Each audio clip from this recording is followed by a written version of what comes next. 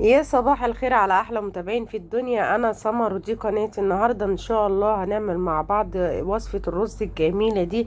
رز بالبسله والجزر كده جميل جدا تحفه. ممكن تعمليه برز بسمتي، ممكن تعمليه بالرز المصري اللي انا عاملاه بيه النهارده، بس هو بالرز المصري بيبقى احلى. ممكن تحطي عليه كركم، ممكن كمان ما تحطيش عليه كركم زي ما انا هعمل، عشان انا عايزه الالوان تبقى واضحه كده. الرز يبقى باين والبسله والجزر الواناتهم تبقى باينه كده ومبهجه معايا. زي ما انتم شايفين، جبت حلة على النار، نزلت عليها بمعلقة سمنة، ونزلت كمان عليها بمعلقتين من الزيت عشان يدي الرز لمعة كده ويخلي شكله جميل.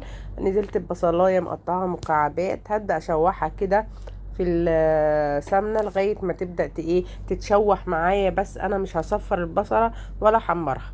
ممكن كمان تحطي عليها كركم او كاري او بودرة زعفران، ممكن تعمليها زي ما انا قلتلك، لان انا عايزة النهاردة الالوان تبقى واضحة.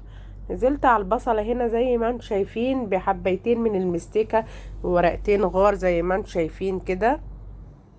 شوحتهم كويس زي ما انتم شايفين، وهنزل عليهم بكوبايتين من البسلة والجزر، انا كنت مفرزاهم في الفريزر.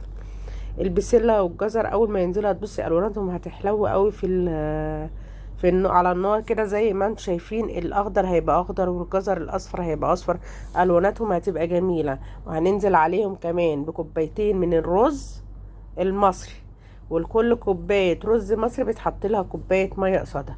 الرز البسمتي، كوباية الرز البسمتي بيتحط لها كوبايتين من المية يا جماعة.